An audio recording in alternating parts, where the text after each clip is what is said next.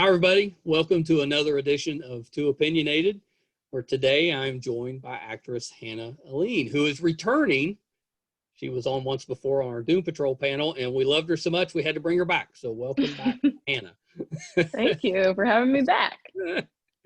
Now I've been looking forward to this. This is exciting for me. You know, I love your work, and you do a lot of quirky characters, and I love that. Well, thank Really, you. yeah, really cool. So let me start here because and I'm sure we'll double up because I'm old and I'm forgetful, so I end up asking you stuff I've already asked you. But That's all right. talk a little bit about how you got into acting. What made you want to be in the entertainment business? Yeah, so I grew up in Arkansas in a town of 800 people. So I didn't really have the exposure to acting necessarily, but Right. my dad and I all watched television and movies every night. That's what we did. I didn't have Yeah. anything else to do, whether I was with friends or I was cheerleading or playing basketball or whatever extracurricular sports I was doing. That's what my dad and I were doing every Yep. single night. So that was a bonding experience for us. So I knew that I loved television and films, and I saw a traveling production of Annie, Oh, and nice. I was like, wow, that's really neat. Maybe I could do that. So I found a local theater company in the bigger city, like 30 minutes away from ours. And I auditioned and I got a part in the ensemble. I think I had like one line and I was like, this That's is awesome. great. This is so cool. So from there, our little theater company at my, well, not company, but theater at my high school had just started out. And I was like, why don't I audition for Still Magnolias? And so I did, Why and I not? got the role of Truvy for some reason. Talent. So my first play was Truvy in Still Magnolias. That's Makes kind of no awesome. sense, but It's yeah. kind of awesome. And then from there, I just I was addicted, and I haven't stopped doing it since. Too much to my detriment, honestly. Did you do other stuff in school? Were you in like show choir or band or anything like that? No, I was so bad at band. Like, Yeah, me too.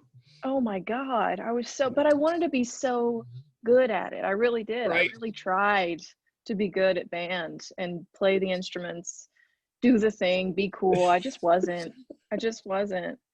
Were you an athlete? Oh, I was really bad at that too. Like I played, I was a cheerleader. I wasn't the best, but I was a cheerleader. Yeah. For like 8-9 years, I did competitive cheerleading.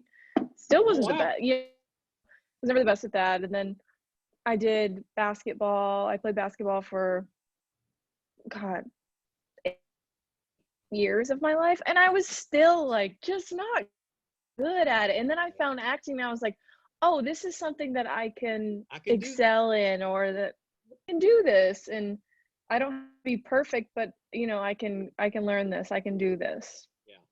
Yeah. Well, I know if you're in a small town, so that's all we have around us is small towns. Right. If you're in school, you tend to be in everything because there's not that many kids. So right. Kinda, you end up being in you wear a lot of different hats. And a lot of times, yeah, it's not really what you would normally be doing. Yeah, I think I just played basketball and did the cheerleading thing because otherwise how would I hang out with my friends? We lived so far, Yeah. You lived 30 minutes away from your nearest friend. Yeah. So that's the only way. That's the only way to force your parents to let you hang out. Could you tumble? Did you learn some gymnastics? Yeah. Were you at the top of the pyramid or the bottom? Oh, for sure the bottom. But like never one of the people that actually held the girl, like the front of the girl, just like to counterbalance the whole pyramid. It's embarrassing, honestly. I found a video of me doing track the other day, and that was mortifying. I ran track. See, I did all the things. What did you run? I ran the mile. Oh, But I thought that, like, in my head, if I tilted my chin back and ran like this, that it would aerodynamically, it would make me faster. oh yeah, that works. Yeah, it It cuts you works, off in but the wind. it doesn't work. I was still very slow. This is like, Oh, oh, yes. good times. But acting though, That no. was something I grasped. Yeah. So what was your first acting role once you got, your first professional Oh, commercial or TV? role? Oh, whatever you did, commercial's fine. First commercial I ever did was a Popeyes commercial. No, it wasn't. Yeah. Were you really enjoying the chicken sandwich? Oh yeah. Well, my audition or my commercial was about it was like the chicken fingers that look like a hand, Yeah. and they're called Rippin' Chicken. Yeah, Rippin' Chicken. Sounds right, yeah. So my whole audition was like, rip it and dip it. And then she's like, what do you do with my Popeyes chicken? I'm like, rip it and dip it again. And they were like, this girl, she can sell our chicken. You're going places. And then my first TV role was on 24 Legacy.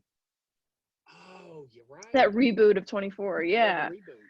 Uh-huh. Yeah. What'd you play on that? I played like Central Intelligence Unit Tech.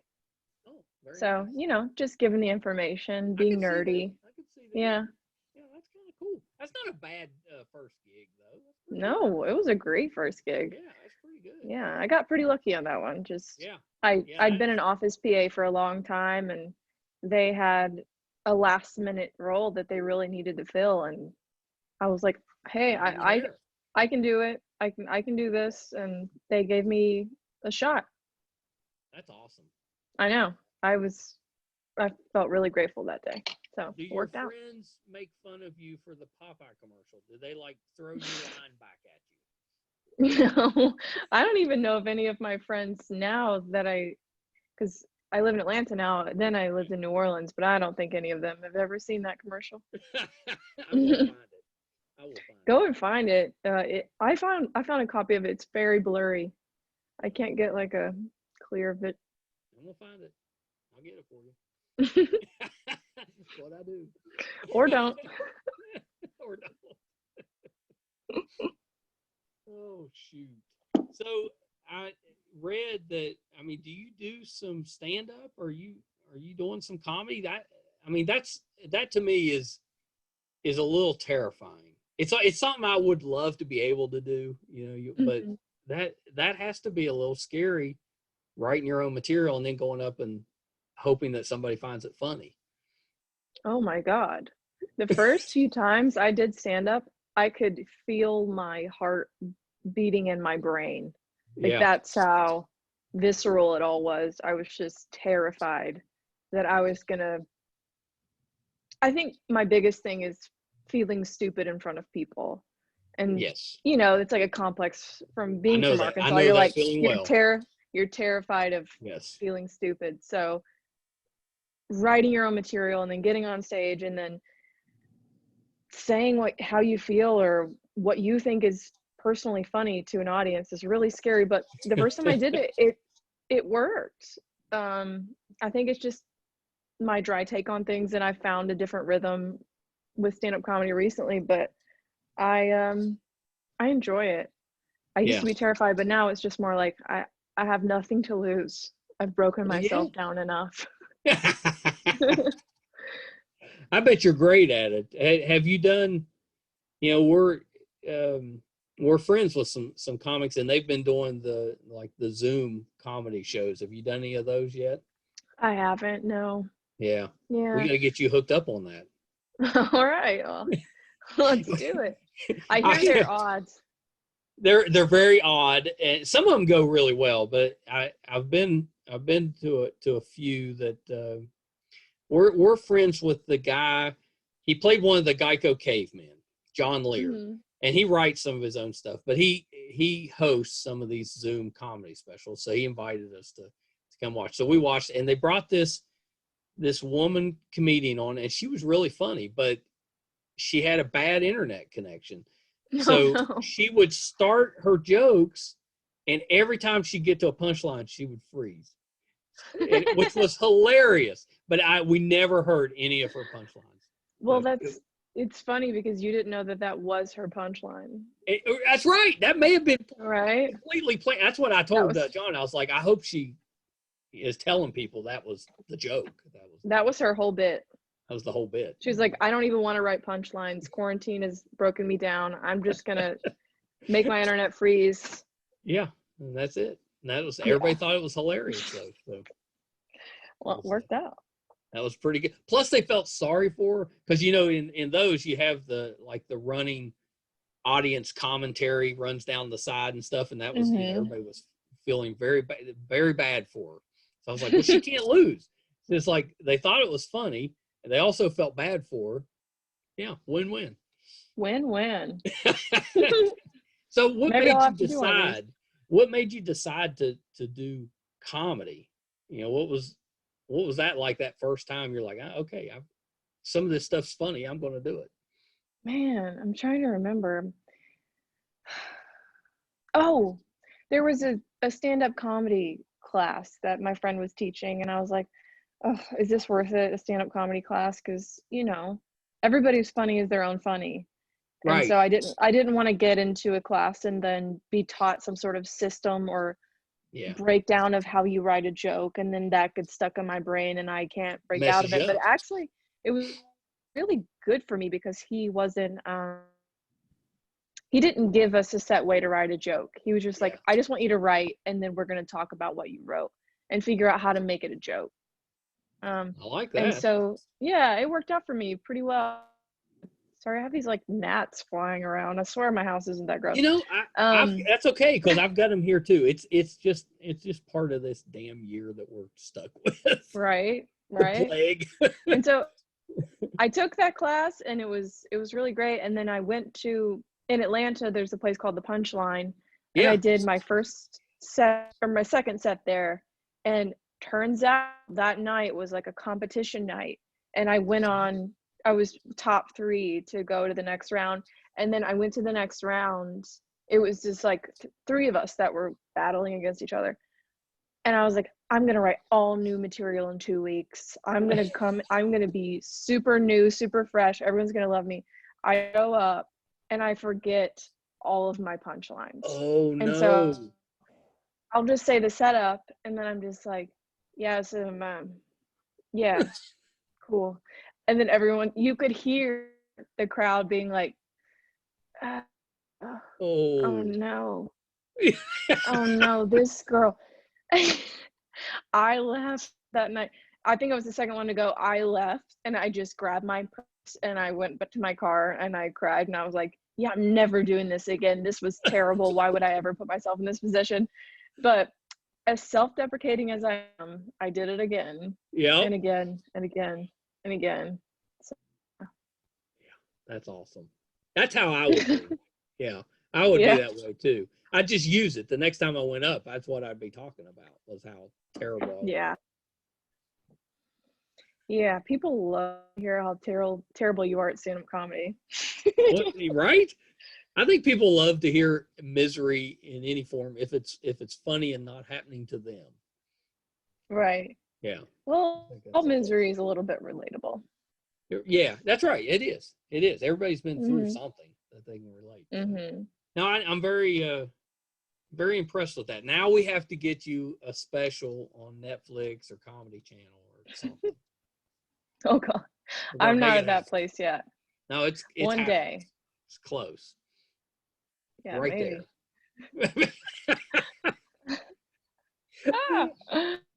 This podcast is gonna air. The phone's gonna start ringing. We're like, we gotta have that girl that forgot all our lines. We gotta have her. It's gonna give them my phone number. Yeah. I'm here. I'll write an hour special. I only have about 20 minutes of material right now, but I hear that's pretty good because you always hear comedians saying you got to have a firm 10 minutes or a good 10 minutes. So if you've got 20, that's pretty good. 20 that I could remember? I don't know. Not off of my top of my head. It's written down somewhere. Well, you gotta Yeah, I don't know what you do there. Practice. Practice. Yeah. So when you act, do you have to memorize all your lines, or are you better like ad-libbing? Oh, if I'm gonna show up on set, I definitely know my lines. Yeah. I do like to ad lib if I feel like the set or the director is cool with that, then I'll Yeah. do it. But if not, I just kind of keep to myself. Like, if I'm on a stylized TV show like Doom Patrol, I don't really throw out any sort of ad libs. Yeah. Yeah. You stick to the script.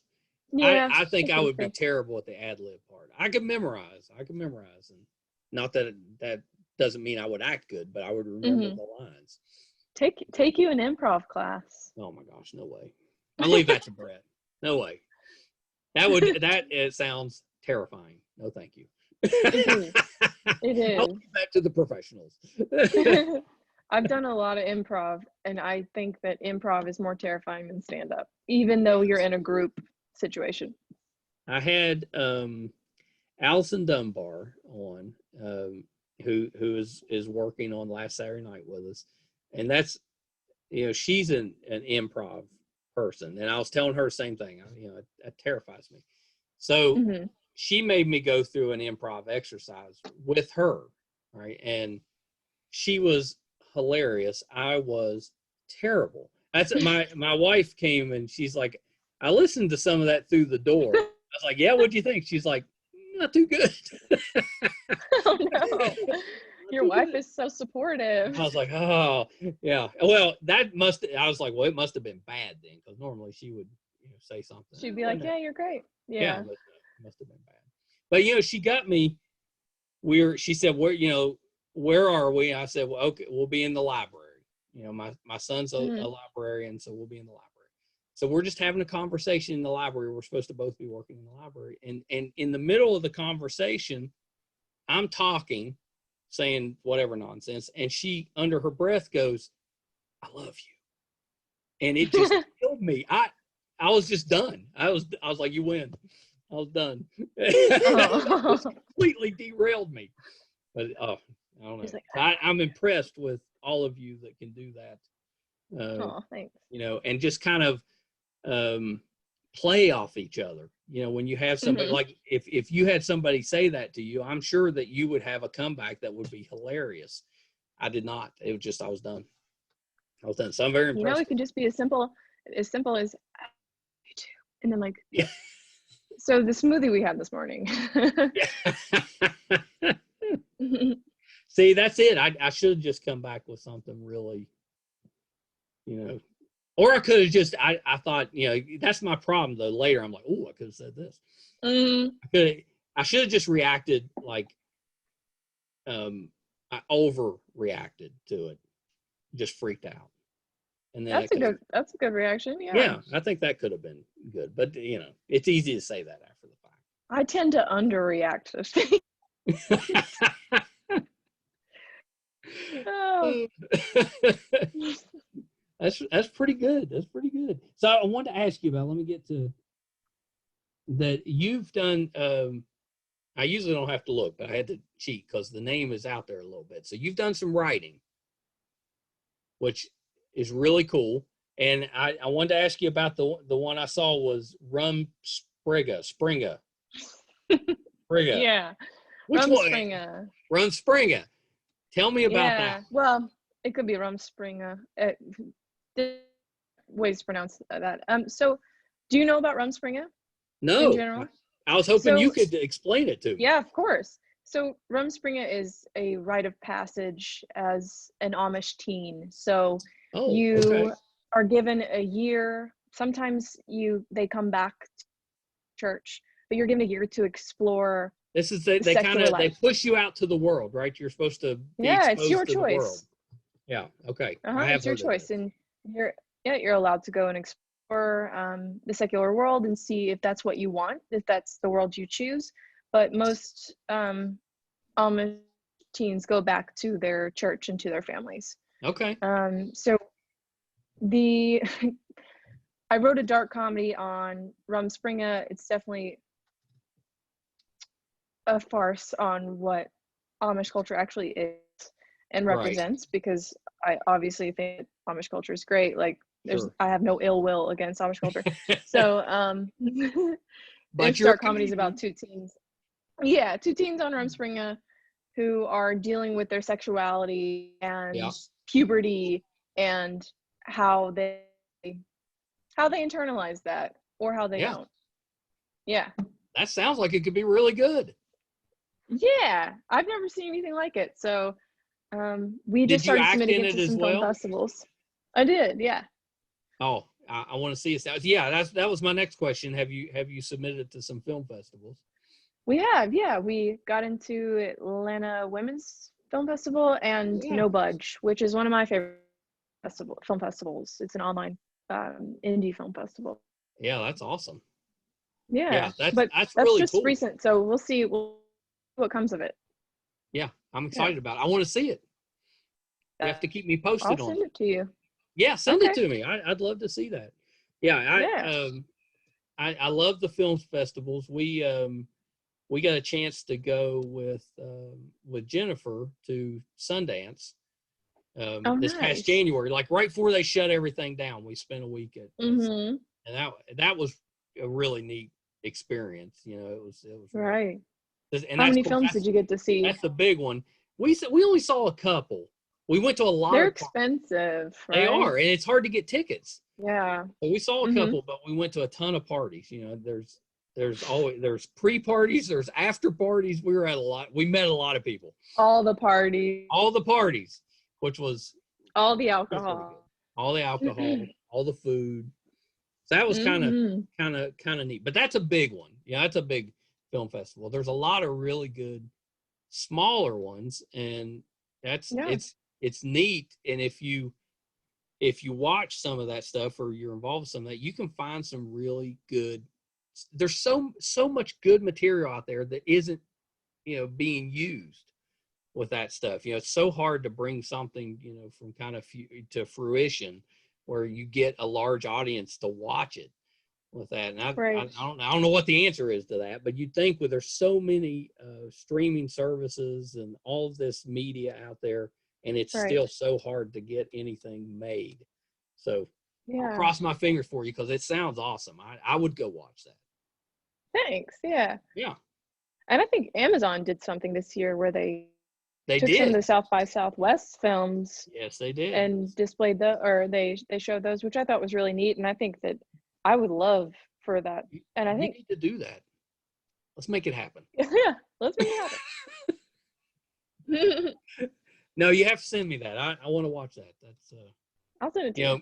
I think I told you my son's in film school, and so he did his first short film, and it was just there was no sound. There's music but no sound, but it was around a group of friends, and they're putting together a shelf, and while they're putting this together, one of the friends becomes attached to the shelf, and he can't get unattached or detached. So he has to learn to live life as a shelf. He just has to be this shelf. And it sounds ridiculous, but hilarious. It was so funny. And it I don't want to spoil it, but spoilers. It ends, you've got the one friend comes home, and he tosses his keys into a bowl, and it's on a shelf that's just his friend. His friend's attached. His friend's the shelf. And I just thought, hilarious. I know it sounds ridiculous, but it was, I don't know. It doesn't sound ridiculous to me at all. I've seen some weird stuff. And that sounds quite normal. Yeah, shoot. Yeah, that sounds awesome. I'm very impressed with all of the artistic people. It sounds like you're very artistic, that you can write and you can act. And do you paint? Oh no. Yeah, okay. I can't either, but yeah, you've got a couple of them, because usually, when we talk with people that are artistic, it's not just one thing they're good at. It's usually a couple of them. Maybe they play music and they paint, or they write and they act, and you do comedy too. So I don't know. That's very impressive. Thank Good you. job. Way to go. Yay. So I don't think we really got to talk about it on the panel, but how did the role on Doom Patrol come about? Was that just a straight up audition, or how did that come to your attention? It came through my inbox. It was an audition, a self-tape audition. Really? And Okay. yeah, I sent in 3 different takes for that role, all pretty different wild characters, just Yeah. because I didn't have a lot of information on Pretty Polly. I couldn't find a lot of information online, even though I looked for a very long time. Yeah, I know. And I did the same thing, and I'm a comic book guy, and they're just yeah, out there on her. so I did that, and then I booked self-tape. I didn't even have a call back, which was pretty neat. That's awesome. I get it though, Yeah. because you're really good. Thank you. They should broaden that character's role. They could do maybe even Let a 'em know. spinoff, maybe a Pretty Polly spinoff. I don't know if anybody would want to see that sassy girl doing a whole spinoff. I don't know. But yeah, would love to see the and I think a lot of fans want to see the underground characters expand a little. I think it would be really neat to see them out of the underground in the real world experience. Yeah, I'd love to see that. It would just be a shit show. It would. Yeah. You could definitely do several episodes on that, I think, and it'd be great. It'd be hilarious. Have you heard anything on season 3 yet? Well, it got renewed. Oh, it did. Okay, good. I hadn't heard that. Yeah. Okay. And I think they're going to start filming in January. This is the last I heard, but yeah, that's awesome news. Yeah, I hadn't heard that. That's great news. Because we know, we talked about it was supposed to be a 10-episode season 2, and it was only 9. And that last episode, had some scenes that you were in. So I'm hopeful that they'll carry that over, and we don't waste that. That'd be pretty cool. Yeah, let's not waste season 3. Let's not waste it. Yeah, that'd be awesome. I think they'll definitely have to. They may rewrite it. They've had a lot of time, but I think they'll definitely have to pick up on that last episode. I would think we don't want to waste anything. Money's tight. We gotta use it. It's already filmed. Let's use it. Yeah, I think they did film some of it. I think they did. Yeah. Yeah. They should use that. So you were on another show called P Valley. Mm-hmm. And it's in my queue to check out, but I haven't watched it yet. But what was your role on that show? That's a Star show. Is it on Stars? Mm-hmm. Yeah. Yeah. It's a really great show with That's what I hear. That's why I've got it. I got it on my list, so I want to watch it. Yeah, and Katori Hall, who's the showrunner, is an incredible human being and a really great writer. Because this was a play before it was a show. Oh, it was. Okay. And in the show, I play an addict in just a couple episodes, and it was a lot of fun. We were stuck in a jail cell for see, my Arkansas is coming out. Jail cell. I can't. Some words I cannot say without an accent. Jail. Jail cell. For a couple of. Yeah, that was better. For a few days, and it was a lot of fun just to play. I love playing character roles. Yeah. I book a lot of character roles, and it was a lot of fun. You bring a lot of quirkiness to it. It's really good. That's really good. Thanks. Can you slip into your Arkansas accent? Oh, for sure. Yeah. All the time. I mean, in P Valley, when you watch it, I have a very thick Southern accent. All right, cool. Yeah. My accent never goes away, so that's all right. It's just there. Be you. Yeah. Well, although, and I'm sure it's the same in Arkansas, if you're around other people that speak that way, you don't really notice the accent. But as soon as you're around people that do not speak that way, you can tell you've got an accent. Mm-hmm. Yeah, I've noticed that a lot. Were you on The Purge? Yeah. The TV show or the movie? TV show. Yeah, that's what I thought. That's were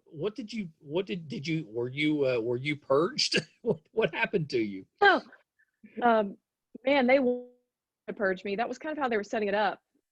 I think I was supposed to go back for the very last episode, but that didn't end up happening. So I was a journalist.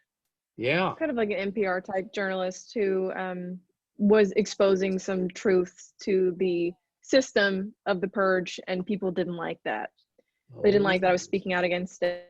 Yeah. Which is very timely. Right. They didn't like that I was speaking out against, so they were like, in the end of that scene, they said, you know, if you're not careful, maybe we'll hurt you. That kind of thing. Ah, see, so you're Spooky. still out there. You're still out there. Yeah, but I think the purge, it didn't get renewed. I don't think it did. I don't think so. You never know. But you never know. You never know. It may come back. Technically, you're still out there. You know, when you know how that stuff goes when they bring shows back, they're like, well, who's still around? I'm here. You might get the call. We talked a little bit on the Doom Patrol panel about the role you had in the Miseducation of Bindu. I think I got that right. Mm-hmm. And I wanted to see if you had an update on when that may be available for me to watch, because all the trailers and stuff, you are awesome in that. I'm excited to see that one. Yeah, you're so good in that one. Oh, thanks. So they're still doing festivals at the moment. That's what I thought. So yeah, I don't know how they're gonna release it we gotta get or what they're gonna do with it afterward. Yeah, I'll have to ask Pratna, the director, and see what she's gonna do with it after. I haven't spoken to her in a minute, so I'll see what she says. You gotta find out, and then you gotta come back. I'll find out. Yeah, that one looks really good. It looks like a fun movie. It was a great movie, and I love Pratna, who was the director on it, and she was such a dream of a director to work with because she just kind of gives you creative freedom, which a lot of that's hard. That's hard to get sometimes. So yeah, she let me do what I wanted, and that was fun. How would you? I bet it was. How would you describe your character in that movie? Oh, she's the gossip in the high school. Yeah. And she wants to get every piece of information or gossip that she can from every student. Yeah. And she will pay for it physically. She will give you money for gossip. Well, there you go. So Bindu has some gossip for me. But unfortunately, I'm a bit of a bully. Yeah. Yeah. That's okay.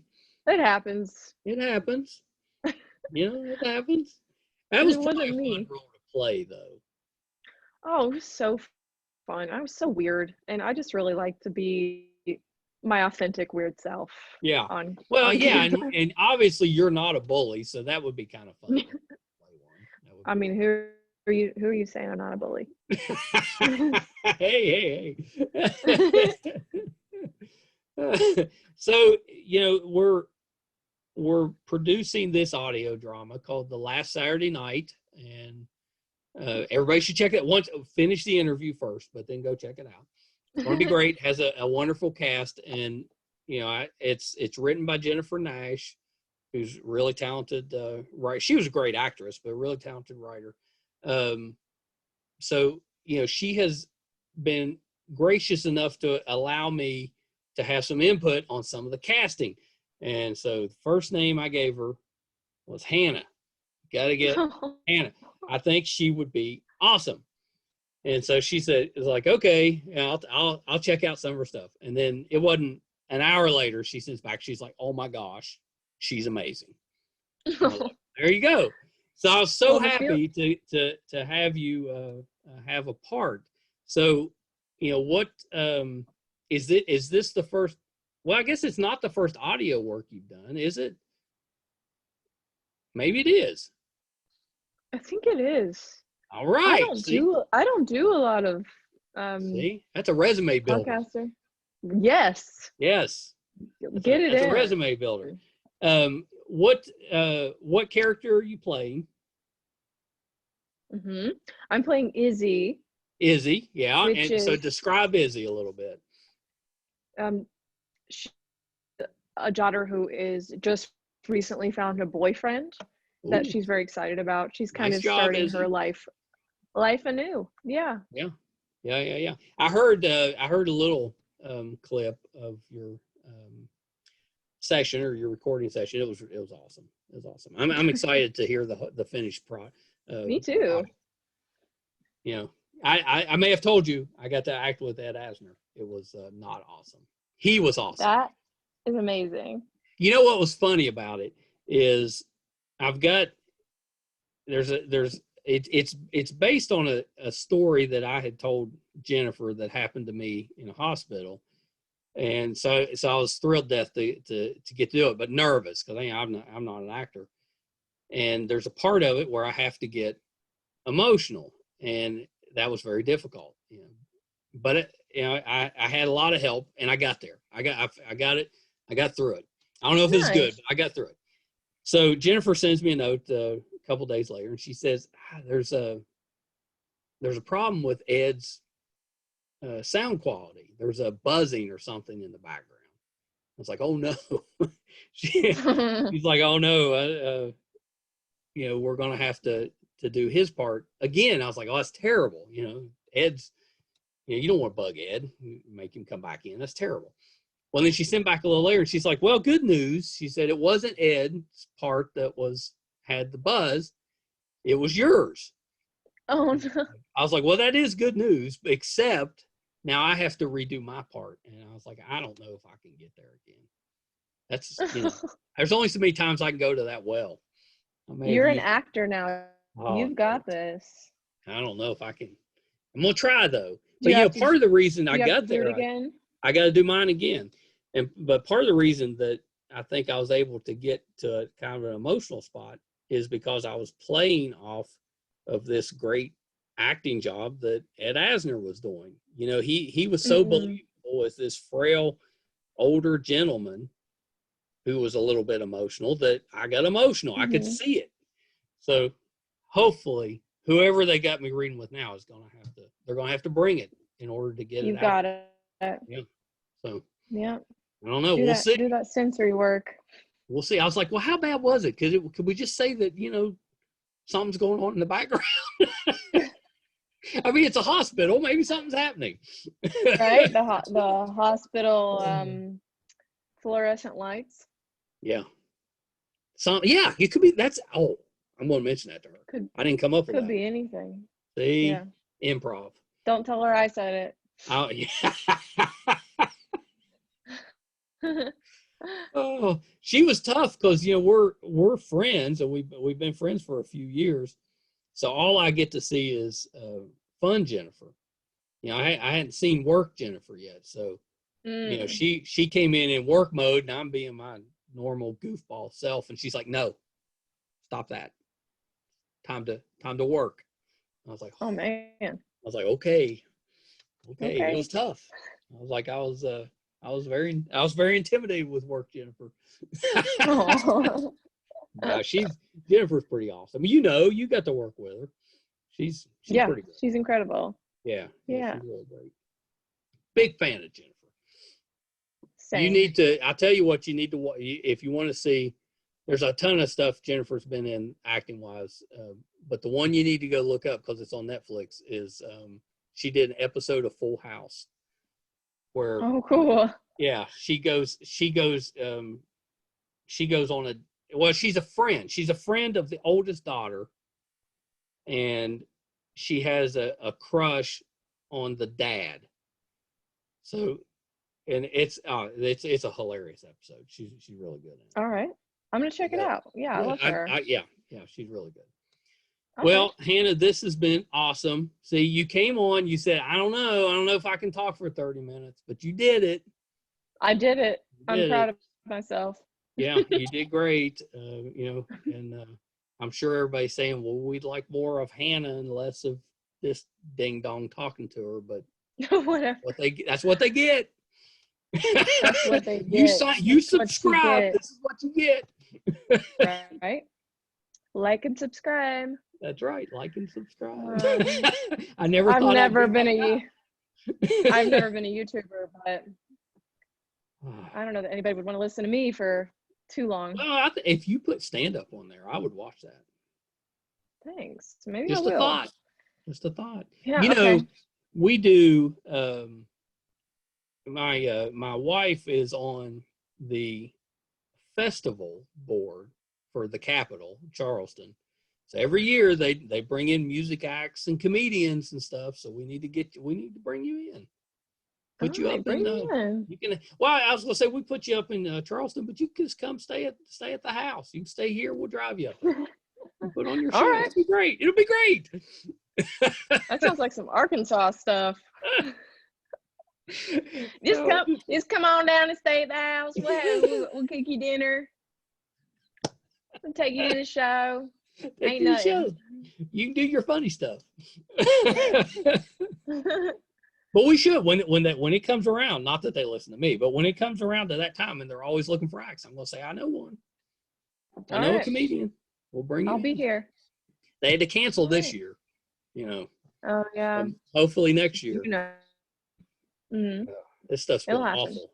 It'll happen. I'm hopeful that we get back on track. My wife works for Live Nation, and this has been rough. It's been that 98% of their business is gone. So but they're planning to be back at some point next year. So I figure, well, if they think that the festivals and concerts and all that stuff is going to come back, then I'm just going to take it on faith. We're going to come back. Yeah, well, we're going to figure it out.